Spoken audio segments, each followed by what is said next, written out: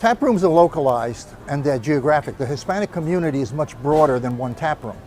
So what we decided to do was come out with a high-quality craft beer, two high-quality craft beers that appeal to the Hispanic taste and that we can distribute in all the Hispanic neighborhoods. Taino is a very light, refreshing beer. It's a social beer that you can drink probably for a good part of the evening, and it'll give you a nice light feeling. It's not a heavy beer, it's very airy, and it's very light. It's a 4.5 alcohol, which is low for beer.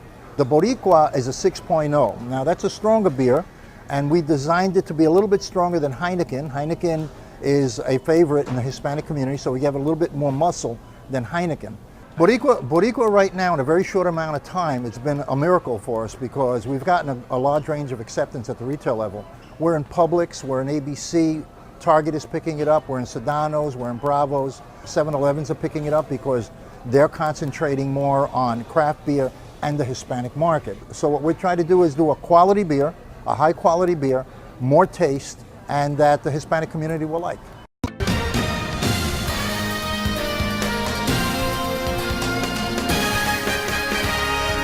Good evening. Welcome to Hispanic Speak Out TV. I am Marivette Gonzalez, a family law attorney here in Central Florida and the managing partner of the MGR law firm. And today we are going to be speaking about the very serious crime and topic of human trafficking. It happens not only abroad and not only in other countries, it also happens in our own backyard. Yes, it happens in Orlando, Florida. And today we have Marcos Perez from the Florida Abolitionist. This is a nonprofit organization helping to battle this crime. So Marcos, can you tell me a little bit about yourself? Sure, yeah. So my name is obviously Marcos Perez. I serve as a demand prevention coordinator for Florida Abolitionist. I've been serving with the organization for a few years now, volunteering with them in the effort to implement preventative and restorative solutions to help combat human trafficking here in our state. So I got kind of taken back about your title with regards to you're called the Demand Prevention Coordinator. But before we get to that, I wanted for our audience to know and understand a little bit more about what is human trafficking. Okay, so with human trafficking, both federally and on a state level, it's defined as the recruitment, the harboring, the solicitation, the transporting or obtaining and transporting somebody else for the purposes of forced labor, sex exploitation, and of course domestic servitude, using force, fraud, or coercion. Now here in the state of Florida, if you're dealing with a minor, you do not have to prove force, fraud, or coercion in order for it to be dealt as a human trafficking violation. It's automatically human trafficking if it's with a minor. Okay, and when you speak about the transportation, it's often confused with smuggling. What's the difference between human trafficking and smuggling? Okay. You mentioned forced labor. Right, yeah, so forced labor, obviously, whenever you have individuals, in terms of these traffickers or pimps that tend to lure these victims into this lifestyle, whether it's through labor or sex trafficking, they're either, again, coerced, forced, or defrauded into that lifestyle. They're promised this whole life, whether it be fame, money, some sort of citizenship, or promise of love, or anything like that. And sooner or later, they get themselves into that situation where they're either drugged, coerced, and threatened, manipulated in those circumstances, whether forcibly or through threatening their family, threatening the individual personally, or they get them drugged up. So they instill fear into the individual. A lot of psychological manipulation is oppressed onto the victim, and they find themselves in that situation where they oftentimes can't escape. So just for clarification, a distinction that may be made between human trafficking and prostitution, because sometimes people put it in a box that human trafficking is either smuggling or prostitution, but prostitution may not be human trafficking because it might be consensual. Correct. Yeah. And you mentioned coercion and fraud and force. To that effect. So you also said the word victims. Who are the victims of human trafficking? Well, again, with human trafficking, you're painting a broad brush, and it could be either sex or forced labor. So ideally any human, qualifies and fits that profile for human trafficking, unfortunately. But when you're dealing with a bulk of human trafficking, which is sex trafficking, more than 70% of the cases, which majority are women, you're dealing with a lot of minors, a lot of young girls, a lot of young women that find themselves, to be lured into these circumstances because they're vulnerable, they're coming from a dysfunctional background or household, they're in a situation where the trafficker or the pimp capitalize on the opportunity to be able to lure them into that lifestyle. So give me an example of a recent event or something that you've seen or had to experience being involved with the Florida Abolitionist. Well, within my line of work, obviously, as a demand prevention coordinator, my role is to coordinate and facilitate accountability groups and trainings to help equip men and to help them combat and escape their either sexual bondage or unwanted sexual behaviors. A lot of times dealing with pornography and their battle with that, because pornography is the biggest proponent and catalyst to fueling the demand for human trafficking.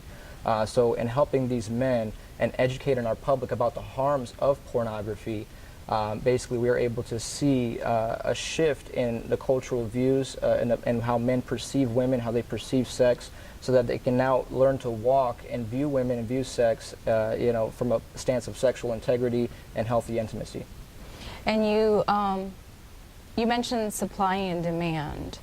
How do you help these men? Because that's pretty controversial. Right. Like, some would say that if you're a sexual addict or have any of those tendencies, that you can't be helped. Mm-hmm. How do the men reach you, first of all? Mm-hmm. And how do you actually help them through courses? Explain to me a little bit more about that. But how do they reach you? Sure. Well, first and foremost, they can visit our website, floridaabolitionist.org. Our contact details are on there. They can email me at marcos.perez@floridaabolitionist.org as well, and get in contact with me that way. But what I mainly help to facilitate is, again, these accountability groups. We instill faith-based material and program based on my walk and my experiences and how I personally overcame a 15-year addiction to pornography, which is how I got involved with the effort, and then met Tomas and got involved with combating human trafficking as well. It's very synonymous and correlates with one another. I help instill the principles and values and things that I've learned in addition to this material called the Conqueror Series. It's a faith-based curriculum that helps teach men tools and equips them on how to practically and also, whether it be spiritually, if they're not from that walk of life, if they don't have that belief system, that's fine, but they can still find themselves equipped to help combat the vice that they're struggling with and find freedom. So it's about a process of renewing the mind, because the way pornography works is it hijacks the pleasure centers of your mind, and it completely has the same effects as drugs do, hard drugs. Difference is it's a little bit harder to overcome, because with drugs they can leave your system, but you're now dealing with images that can stay in your mind for decades. Most of the men that I help work with, they can still recount the first time they got exposed to pornography or some sort of sexually explicit content, when they were like 7 years old, decades ago. And so it's a battle of the mind. So do you believe that you can renew the mind? Is that can you tell me a little bit about your journey then? Sure. Well, my journey obviously began when I was 7 years old, where I first got exposed to sexually explicit content through the media, just on television, and then through porn magazines I had found stashed in the house.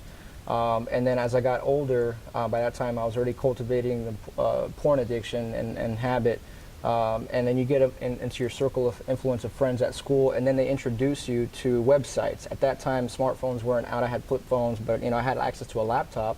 And as soon as I discovered that there were websites out there, it just added fuel to the fire, and I was habitually utilizing pornography to either medicate wounds in my life, or just to reach that same level of high that I experienced prior. So in that process, becoming addicted, I found myself being affected, personally as an individual, physically, mental health, self-esteem, all these things, and then it ended up affecting my relationships that I had in the years to come.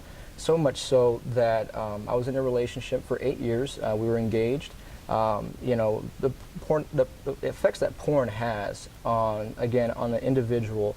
It cultivates these misogynistic views and beliefs towards women. You're literally conditioned to view women as sex objects. There's no intimacy, there's no love, there's no give, there's only take. It's all about personal gratification, my satisfaction, my pleasure. And so that is what I ended up bringing, you know, basically into that relationship. And it struggled for. So is that one of the characteristics of human traffickers? Is it that you're trying to prevent before it gets to the next level? With the actual human trafficker? Yes. Well, so what we want to prevent is we want to reduce the demand for human trafficking by educating our public about the harms of pornography. Okay. In fact, what we're doing now is we just recently collaborated with a lot of local organizations here in our state. We submitted a resolution to the Florida House and Senate a few weeks ago, since legislative sessions have opened up, and we submitted a resolution to declare pornography a public health crisis in our state. We would be about the 8th state to do this. There's about 6 states that have already done it. I think Missouri's up next, also declared in their states. This isn't going to affect, you know, immediately any policy changes, but what it will do is, you know, create awareness. As we're here talking about human trafficking today, you know, in order to prevent something and effectively deal with it or provide a solution, we need to understand it and create awareness to the public so that they can also get involved and help combat it. So that's what we're trying to do with pornography, understanding that, you know, everyone's against human trafficking. We find that it's a bipartisan issue. Yes. So we found that in order to be effective in this battle, we need to get to the root of the bad fruit. And human trafficking is just a symptom, the byproduct a lot of times of pornography that indoctrinates the minds of these men and therefore causes them with the desires to go and seek out these trafficked women. Why? Because they want a way to release their fantasies, and oftentimes they can't do it with their spouse because for the most part, and you could maybe testify to this, women aren't into, you know, porn sex, which is a lot of domestic violence, a lot of submissive, you know, acts and degradation and humiliation towards women. Does the Florida Abolitionist work hand in hand with maybe the sheriff's office or law enforcement agencies? Yes, so we work with local law enforcement, state law enforcement, and federal law enforcement. In fact, Florida Abolitionist is a first responder on scene when they give us a call, when they have an adult victim and they need services provided for that victim. We are on site and on scene to help work with that victim. When it comes to a minor, the state then takes over, and DCF, which is Department of Child and Family, comes in and works with the victim. So there's different roles that the person involved in Florida Abolitionist organization partake, and yours is more to the male. Can you briefly speak about the other roles that tailored more to the victims? Sure.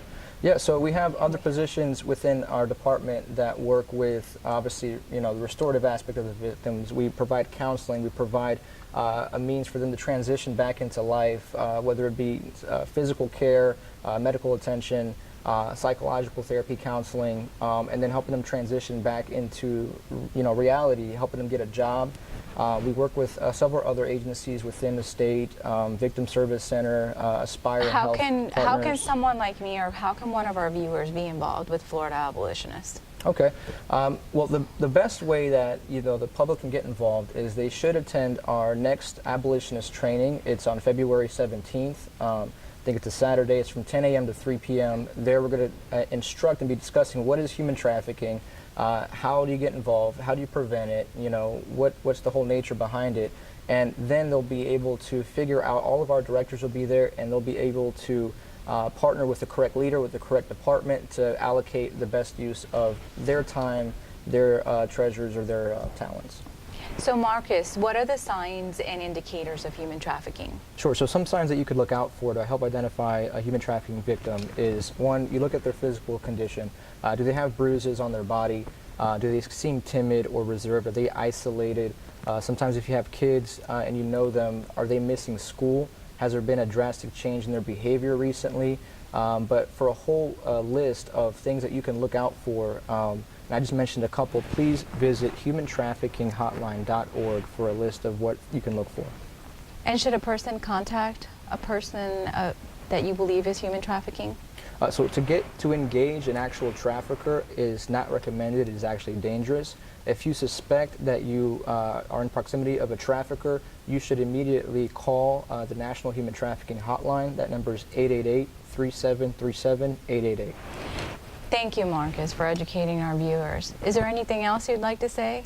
Absolutely. Right now, Florida Abolitionist is in support of a campaign to submit a resolution to our Florida House and Senate to declare pornography a public health crisis in our state. Please visit our website, peoplenotporn.com, to sign a petition to encourage our legislators to declare pornography a public health crisis in our state, which is a direct proponent and catalyst to fueling the demand for human trafficking.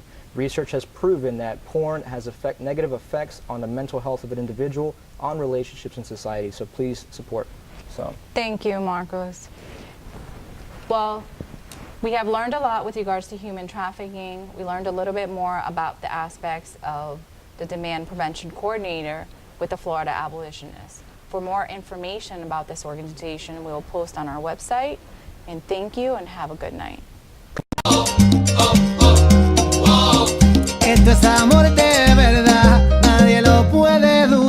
Step up to craft beer. Taino Light Lager has a crisp, refreshing Caribbean-style flavor. Boricua Craft Ale, full-bodied flavor for the true beer drinker. Stop drinking beer water.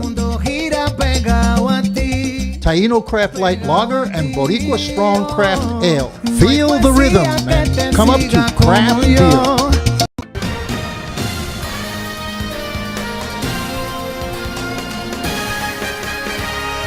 Hi, I'm Danny Ramos and welcome to this week's edition of Hispanic Speak Out. It's going to be a rather unusual production, a 30-minute video of how the United States could possibly be attacked and be possibly destroyed.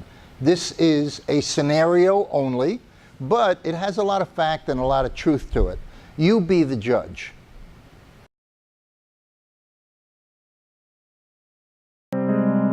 12:18 p.m. Friday, February 26, 1993. A massive explosion occurs in the public parking garage on one of the tallest buildings in the planet, the World Trade Center in New York City. The bombing shocked America, which had seemed immune from attacks of terrorism that has plagued other parts of the world.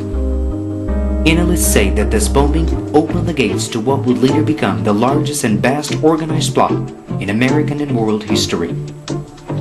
Who were the masterminds of the 1993 bombings? Did the FBI respond quickly enough? The motives, the ramifications, and the ripple effect.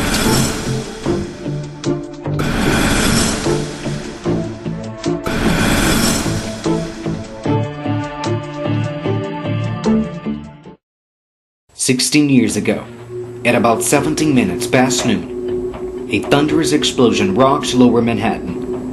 The epicenter was the parking garage beneath the World Trade Center, where a massive eruption carved out a nearly 100-foot crater, several stories deep and several more high. 6 people were killed almost instantly. Smoke and flames began filling the wound and streaming upward into the building. Those who were entrapped were soon pouring out of the building. Many were panic-stricken and covered.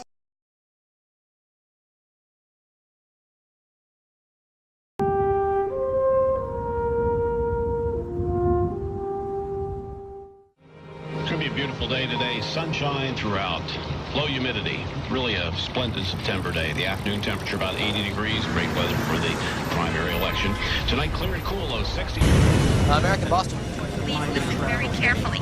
This is Amy Sweeney on Flight 11. We've been hijacked. 2 attendants have been stabbed. Do you have any idea where you're headed? No. People in coach think it's a routine emergency. We've asked for a doctor, but none's on board. Can you tell us anything more about the hijackers? Yes, they have knives and mace. They say they have a bomb. Okay, how are the people who were stabbed? One flight attendant's okay. I'm not sure. The other may not make it. Oh my God, something's wrong here! What's happening? Amy, are you still there? We're in rapid descent. We're all over the place. Can you look out the window and tell us where you are? I see water, buildings. We're flying low. We're flying very, very low.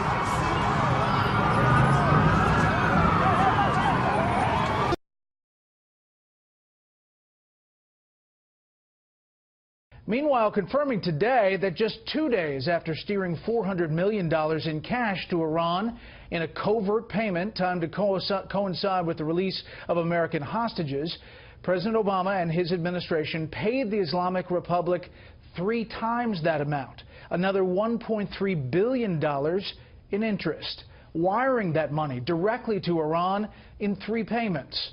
The payments trace back to the 1970s and money Iran gave the U.S. for military equipment before the hostage crisis of that era erupted.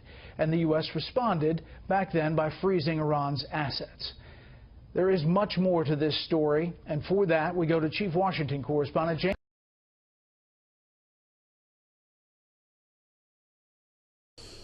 Iran plans to buy more than 100 aircraft from the French aircraft maker Airbus, and it has gained momentum as Iran's president is set to visit Paris. Iran Air Chairman and Managing Director Farhad Parvaresh said that the deal to buy 114 Airbus Group SE jets will be signed during Rouhani's trip. Parvaresh said that the purchase may include double-decker A380 Super Jumbo jet and A320 aircraft.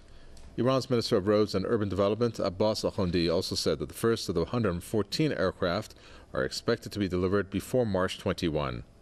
Iran is seeking to renovate its aging aviation fleet following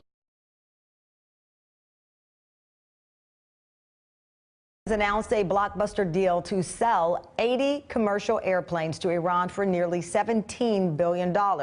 It's being touted as the biggest deal with Iran since the revolution there in 1979, only made possible by the Iran nuclear deal signed by President Obama last year. Well, the president-elect has denounced the Iran nuclear plan in the past and has yet to comment on this new Boeing deal, instead taking a second swipe at Boeing's contract for Air Force One on Fox News Sunday. More on the Boeing deal with Iran. Let's go to NBC's Ali Arouzi in Tehran. Ali, what are you hearing as it relates to this deal and this president-elect in some of his language? Well, Tamron, the deal is very significant. It's a massive deal, as you mentioned. 80 planes to be sold to Iran over the next 10 years for almost $17 billion.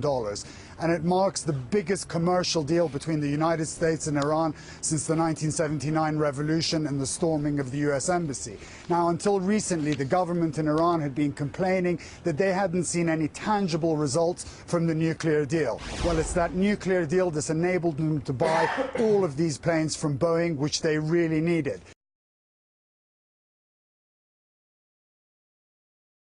And it's a really important milestone that North Korea has passed, and initially it looked like it was only coming from the Defense Intelligence Agency, and their job is to look at adversary capabilities, and in the past they've been criticized for being a little too generous in terms of ascribing capabilities to adversaries, so there was some concern among outside observers. But as you know, you and I have now gotten some new reporting to suggest that it's not only the DIA, it's the CIA and the ODNI and other agencies that share this assessment that North Korea has reached this critical milestone. They're able to miniaturize a weapon to put on an ICBM, Andrea.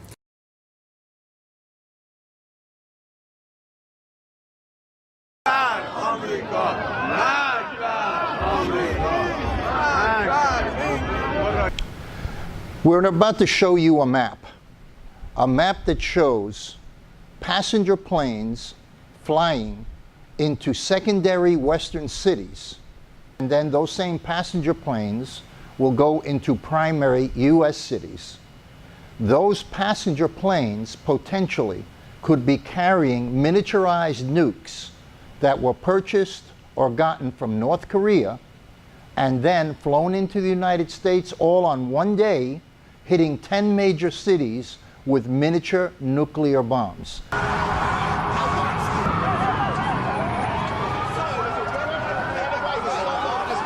And all of this unfolding in one of the busiest places in the world, in downtown Manhattan. Oh my God.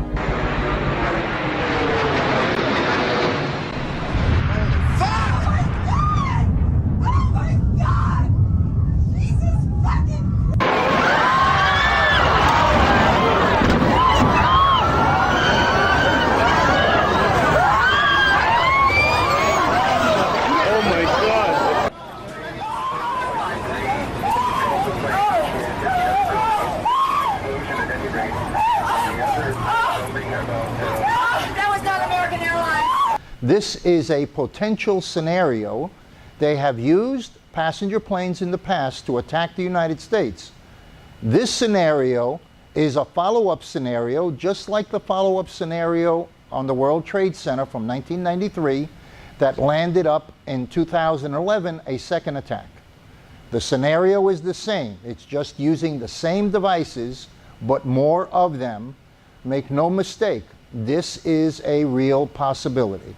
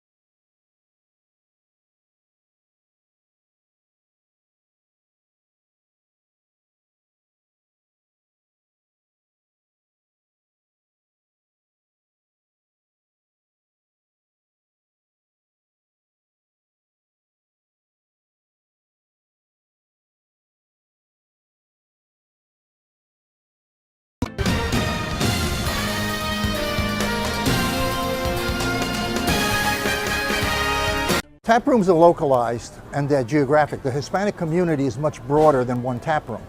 So what we decided to do was come out with a high-quality craft beer, two high-quality craft beers that appeal to the Hispanic taste and that we can distribute in all the Hispanic neighborhoods. Taino is a very light, refreshing beer. It's a social beer that you can drink probably for a good part of the evening, and it'll give you a nice light feeling. It's not a heavy beer, it's very airy, and it's very light. It's a 4.5 alcohol, which is low for beer.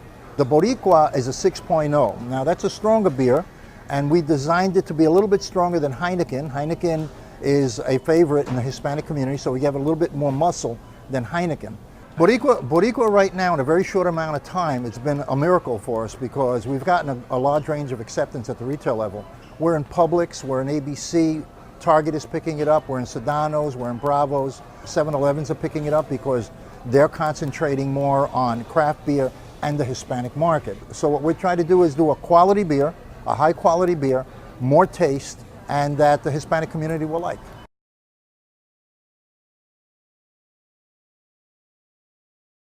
I am for the child who's had 7 addresses in a single year because she's in foster care, because her father abused her. And her mother couldn't believe her. She is the child I am for. I am a volunteer child advocate. I am you. Florida residents call toll-free 866-341-1425. Esto es amor de verdad, nadie lo puede dudar. Step up to craft beer. Dino Light Lager has a crisp, refreshing Caribbean-style flavor. Boricua Beer Craft Ale, full-body flavor for the true beer drinker. Stop drinking beer water. Dino Craft Light Lager and Boricua Strong Craft Ale. Feel the rhythm. Step